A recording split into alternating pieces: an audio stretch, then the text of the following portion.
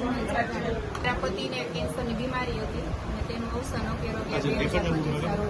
ત્યાર પછી તે ત્રીજા દિવસે જે વિધિ કરવાની હોય સુવારાની વિધિમાં મારા સાસુ અને મારા નણંદ દ્વારા મને બળજબરીપૂર્વક મુંડન કરાવ્યું હતું અને કીધું હતું કે જે કંઈ કાર્ય કે જે કંઈ વિધિ ત્યાર પછી કરી તો એ પહોંચશે નહીં.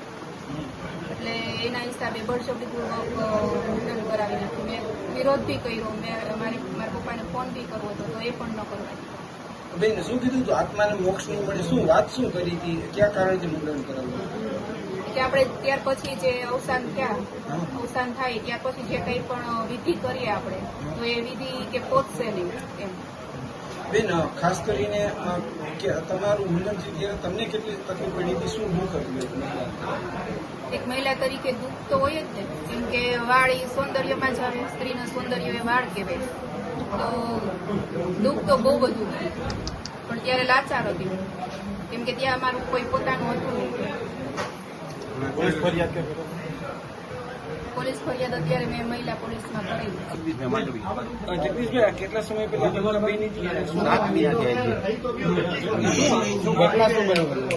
ઘટના એવું મારા દીકરી છે ને એના ઘરવાળાને કેન્સર પછી એને દીકરીને બળજબરી આ વાળ કપાઈ દીધા. દીકરી મને ફોન કરી દીધો, ફોન ન કરવા કે આ વિધિ કરવી જ પડે કહેતા હોય.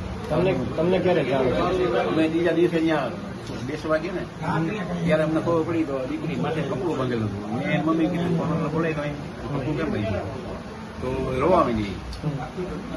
મારા વાળ ફરજિયાત ઉતારી લીધા. ત્યારે અમને ફોન કરાય કે ફોન ન કરવા લીધો કે આ બધું કરવાનું છે, તારા પપ્પા ન પૂછવાનું. ખાસ કરીને તમે 6 મહિના પછી મીડિયા સામે આવ્યા છો, કારણ શું? અમે ચાર મહિના પહેલા અહીંયા ફરિયાદ કરવા ગયા હતા, પણ અત્યારે આપણે તમને ખબર હોય તો અહીંયા ડિમોલેશન ચાલુ થવાનું હતું ને, એટલે એ લોકોએ કીધું ફરિયાદ તો અમારી લઈ લીધી ત્યારે, પણ એ લોકોને ધોરેજી વાળાને બોલાવ્યા હતા, આવ્યા હતા. એટલે સમાધાન થતું હોય ને તો કેસ નથી કરવો, નકર પછી એફઆઈઆર દાખલ કરી દેવું.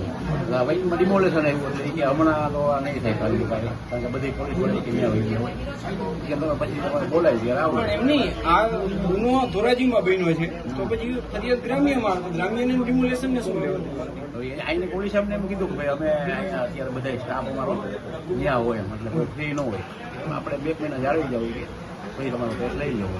દીકરીને ખાસ તમારા દ્વારા પૈસા પણ કંઈક માંગવામાં આવ્યા હતા, શું માંગવામાં આવ્યો હતો? શા માટે? દીકરી અમારી દીકરીને 2 દીકરા છે, એક દીકરો 10 વર્ષનો અને એક દીકરી છે 4 વર્ષ. એના માટે કીધું ભાઈ 20-20 લાખ રૂપિયા તમે આપી દીધું. એ અમને પૂછ્યું, એ લોકોએ મીટિંગ કરી મારી ઘરે કે પૂછ્યું તમારે શું જોઈએ બોલો.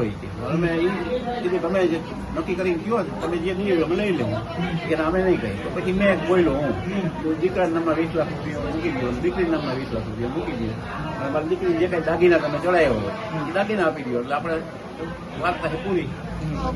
પૈસા તો નથી આપવા પડે, તો આ તમારા દીકરા છે, તમારા સંતાન છે, તો તમારી ફરજમાં ન આવે. એની પાસે 2 કરોડની મિલકત છે. પૈસા ન મળ્યા એના કારણે મીડિયા સમક્ષ પૈસા તમને નથી મળ્યા એના કારણે આ બધો પ્રશ્ન ઉભા થયા હોય એવું? ના, એવું કઈ નહીં.